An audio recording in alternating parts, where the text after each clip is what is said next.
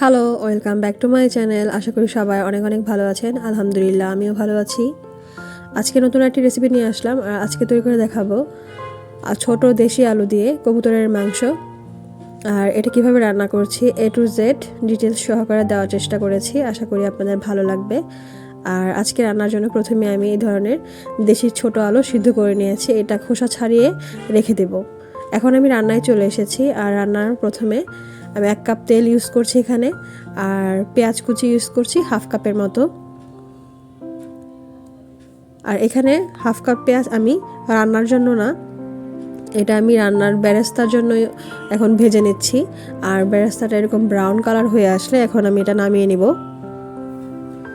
শীতের সময় কিন্তু হাঁসের মাংস এবং কবুতরের মাংস কিন্তু খাওয়াটা কিন্তু শরীরের জন্য অনেক উপকারী। যাদের অ্যালার্জি প্রবলেম আছে বা কোনো প্রবলেম থাকতে পারে তারা এটা অ্যাভয়েড করতে পারেন। এভাবে কিন্তু দেশি ছোট আলু দিয়ে কিন্তু রান্না করলে কবুতরের মাংস কিন্তু খেতে বেশ ভালো লাগে। চাইলে ভুনাও করতে পারেন আলু ছাড়া, একই প্রসেসে। তো আমি ছোট আলুগুলা ভালোভাবে তেলে 2 মিনিটের মতো ভেজে নেব।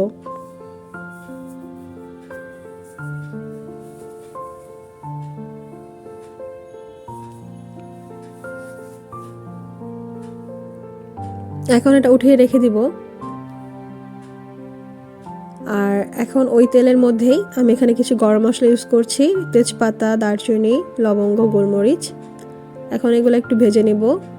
তারপর এটাতে পেঁয়াজ কুচি ইউজ করব হাফ কাপের মতো।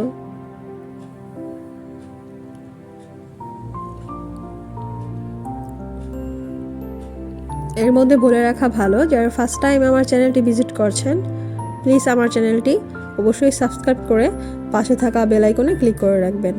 আর যারা অলরেডি চ্যানেলটি সাবস্ক্রাইব করে ফেলেছেন তাদেরকে অসংখ্য ধন্যবাদ। পেঁয়াজটা ব্রাউন কালার হয়ে আসলে আমি এখানে কবুতরের মাংসটা দিয়ে দিচ্ছি। আর আজকে আমি এখানে একটা কবুতরের নিয়েছি, আর কবুতরটা বেশ বড় ছিল। আপনারা চাইলে এখানে একই প্রসেসে ইনগ্রিডিয়েন্টস বাড়িয়ে কমিয়ে নিতে পারেন যদি মাংসের পরিমাণটা বেশি অথবা কম থাকে। তো মাংসটা 2 মিনিটের মতো ভেজে নিব।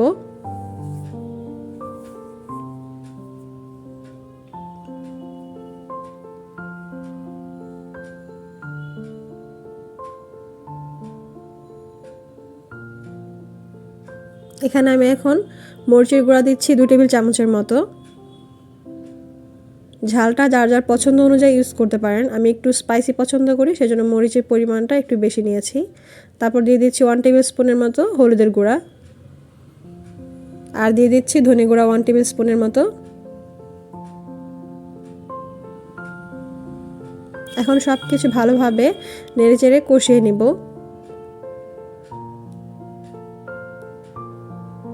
কবুতরের মাংস কিন্তু অনেক গরমের সময় এইসব আসলে একটু কম খাওয়া যায়, তবে শীতের সময় কিন্তু বেশ উপকারী। তাই শীতের সময় যারা খেতে পারেন তারা একটু বেশি বেশি করে খাবেন, যেহেতু গরমে খাওয়া যায় না।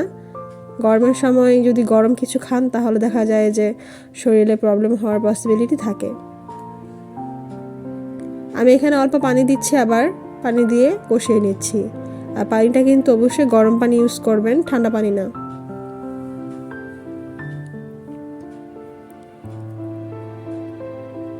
কষে যাওয়ার পরে কালারটা যখন চেঞ্জ হবে, তেলটা উপরে ভেসে চলে আসবে, তখন আবার ইনগ্রিডিয়েন্টস অ্যাড করবে এটার মধ্যে। এখন ঢাকনা দিয়ে রান্না করব কিছুক্ষণ। দেখতেই পাচ্ছেন তেলটা কিন্তু উপরে চলে এসেছে।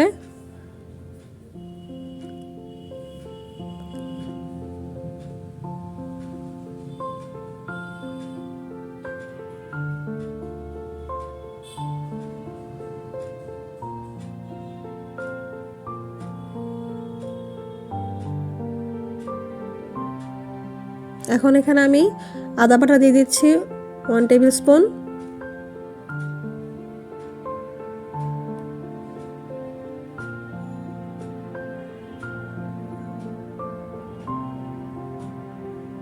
অনেকেই বলেন যে কবুতরের মাংস গন্ধ করে, মানে হালকা একটু বাজে স্মেল পাওয়া যায়। আসলে এটা আপনাদের রান্না করার প্রসেসিংয়ের ভুল হওয়ার কারণে হয় মূলত। আজকে যেভাবে রান্না করছি সেভাবে রান্না করলে কিন্তু কোনো ধরনের বাজে স্মেল থাকবে না। তো আদা বাটার সাথে সাথে আমি এখানে দিয়ে নিলাম রসুন বাটা 1 টেবিল স্পুন, আর হচ্ছে পেঁয়াজ বাটা 1 টেবিল স্পুন, আর হচ্ছে জিরা বাটা 1 টেবিল স্পুন।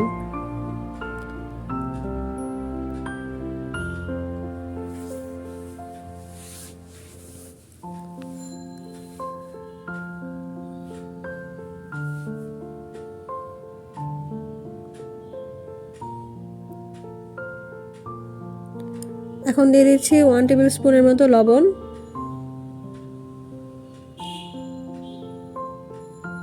সব কিছু ভালোভাবে কষিয়ে নেওয়ার জন্য অল্প পানি অ্যাড করছি।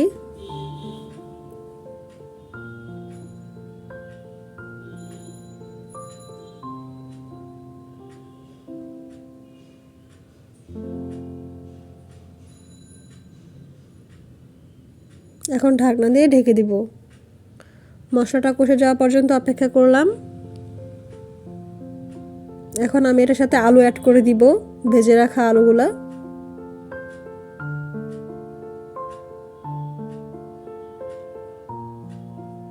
এখন সব কিছু ভালোভাবে নেড়ে চেড়ে কিছুক্ষণ কষিয়ে নিব।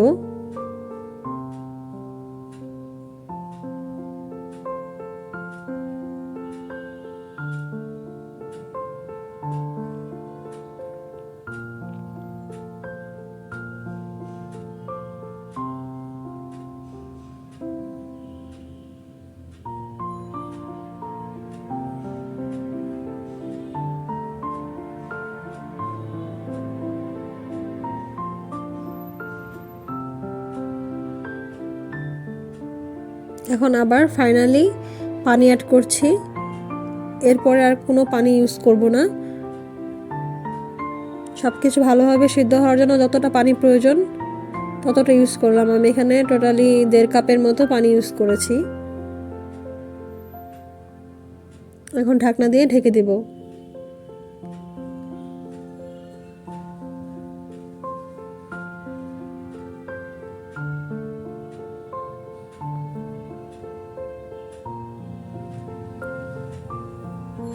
ভেজে রাখা পেঁয়াজ বেরেস্তা এখন দিয়ে দিব।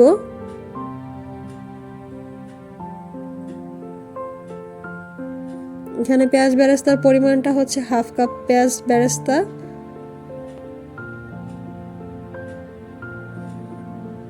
এখন এটার সাথে মিশিয়ে ভালোভাবে রান্নাটা করে নিব। আর এর মধ্যে কিন্তু পেঁয়াজ বেরেস্তাটা কিন্তু তরকারির সাথে ভালোভাবে মিশে গলে যাবে এবং খুব একটা দারুণ টেস্ট নিয়ে আসবে, কালারটাও চেঞ্জ হয়ে যাবে। আর দিয়ে দিচ্ছি ফাইনালি 1 টিস্পুনের মতো এখানে গরম মশলা পাউডার। আর এটা কিন্তু রান্নাকে একদম চেঞ্জ করে দিবে, দেখতে এবং খেতে দুইটাই কিন্তু অন্যরকম লাগবে। আর গরম মশলার কিন্তু অন্যরকম একটা ফ্লেভার আছে, এই ফ্লেভারের কারণে কিন্তু সব ধরনের বাজে স্মেল দূর হয়ে যাবে।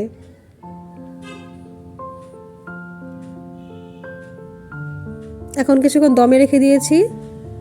দেখতেই পাচ্ছেন তরকারিটা কিন্তু রান্না কমপ্লিট। আর দেখেই কিন্তু বোঝা যাচ্ছে যে কতটা টেস্ট হয়েছে।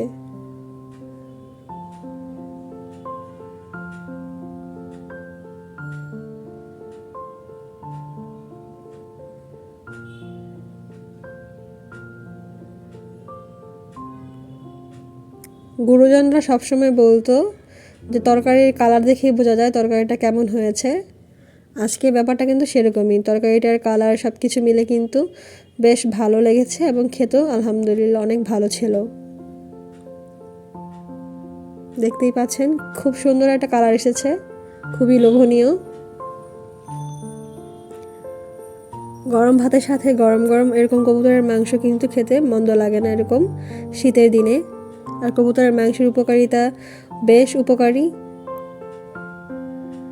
তো আজকে রান্নাটা কেমন লেগেছে আপনাদের কাছে অবশ্যই আমাকে কমেন্ট করে জানাতে ভুলবেন না। আর ভালো লেগে থাকলে অবশ্যই আমার চ্যানেলটি সাবস্ক্রাইব করে পাশে থাকা বেল আইকনটি ক্লিক করে রাখবেন, তাতে করে ভিডিও ছাড়া মাত্রই নতুন নতুন নোটিফিকেশন আপনারা পেয়ে যাবেন। যারা অলরেডি কাজটি করে ফেলেছেন তাদেরকে আবারও অসংখ্য ধন্যবাদ জানাচ্ছি। তো সে পর্যন্ত সবাই ভালো থাকবেন, সুস্থ থাকবেন, নেক্সট ভিডিও অপেক্ষায় থাকবেন। আসসালামু আলাইকুম।